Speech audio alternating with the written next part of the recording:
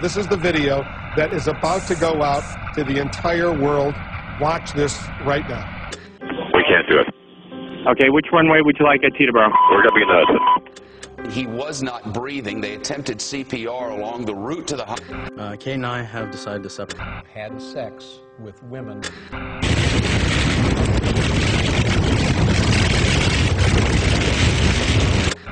Can you please?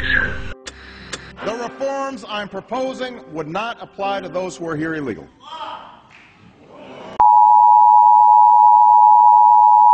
We interrupt our program to bring you this important message. They default altogether. It's a total collapse of the system. So usually governments in this situation, what they've done is to monetize and try to get rid of the debt through inflation. What can the U.S. do next time around? Let's say in 2012 or 2011 or 2010, things start getting worse. What's the U.S. going to do? Quintuple its debt again? The purpose of the government is to depreciate the currency, depreciate the value of the money. And who suffers the most from that? Well, the poor people do, because their prices go up. The Keynesian solution to recessions, remember, the Keynesian solution is keep the boom going somehow. Keep interest rates super low, just keep fueling it. There's no reason that we shouldn't jump off this train, even if it's headed for a cliff. We step on the accelerators, keep it going. If we keep stimulating, if we keep printing, if we keep bailing out, within a couple of years, we're going to have a currency crisis. And what that means is the dollar is going to collapse, and the cost of living is just going to run out of control.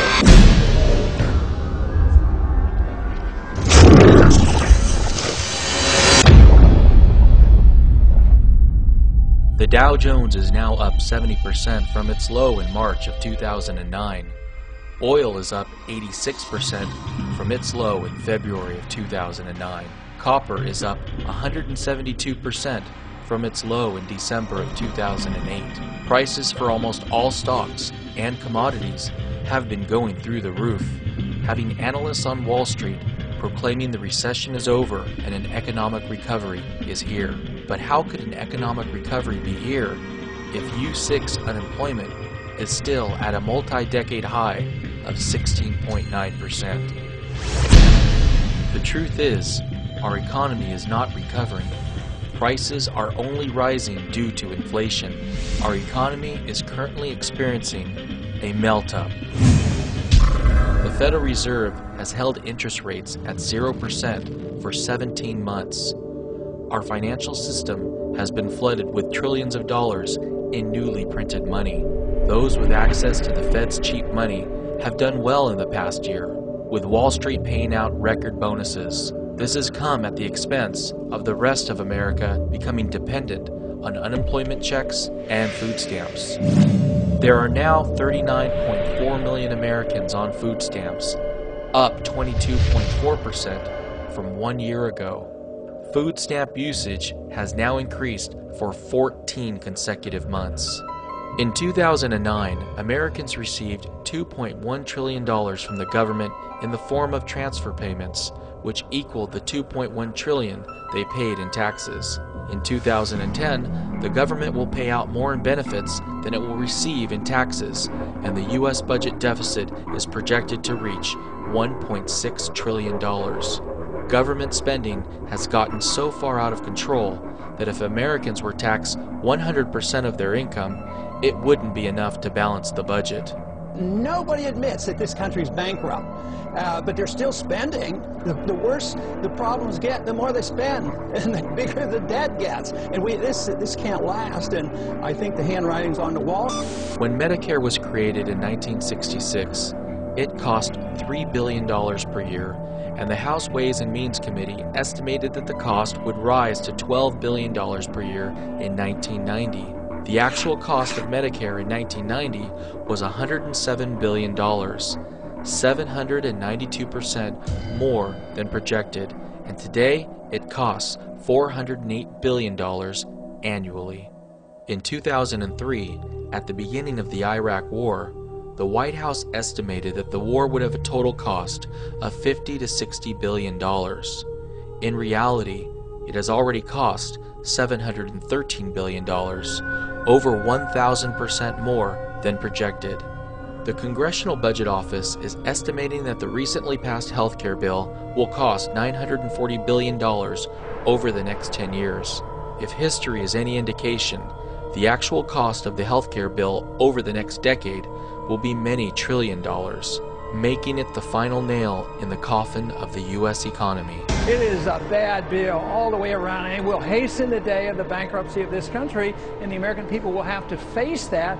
So it would be a terrible way to bring this to a head, but indeed it will. It will put us in such financial shape that this country will have to decide, do we want to live in a free country or do we want to live under totalitarianism? Our economy has stayed afloat until now due to the U.S. dollar's status as the world's reserve currency and our ability to borrow an endless amount of money from China.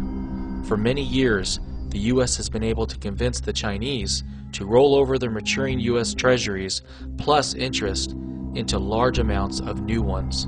However, China has now reduced their U.S. Treasury holdings 4 months in a row, and the U.S. government is antagonizing China by calling them currency manipulators. There's this battle going on between the U.S. and China.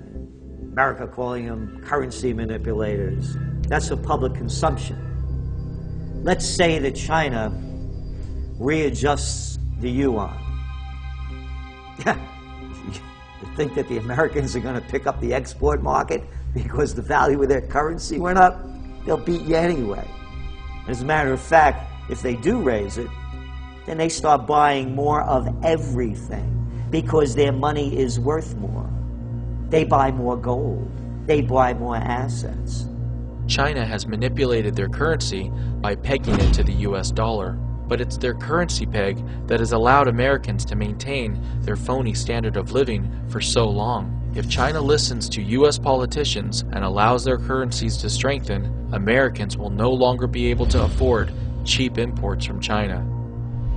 U.S. politicians want China's currency to strengthen because they believe it will decrease our trade deficit.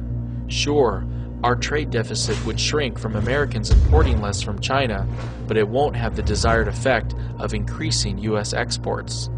Years ago, the U.S. had companies like RCA and Zenith that produced televisions. The color is true, her hair so red, her eyes so blue. The most trusted name in television. But today, there are no television manufacturers left. In 1910, 70% of U.S. women's clothing and 40% of U.S. men's clothing was produced in New York.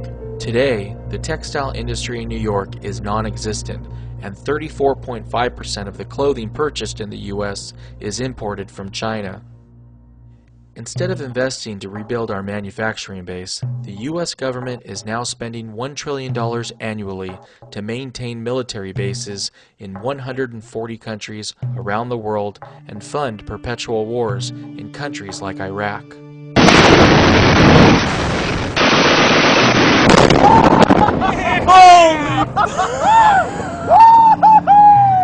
War after war after war, and draining us $1 trillion a year to finance our empire, and being in 140 countries and have 700 bases. That can't be sustained. That's what always brings empires down to their knees. It's the financial problems, and we're in a financial mess. It should be clear to anyone that neither China nor India nor Russia have any interest at all that the U.S. succeeds in Afghanistan. That should be very clear.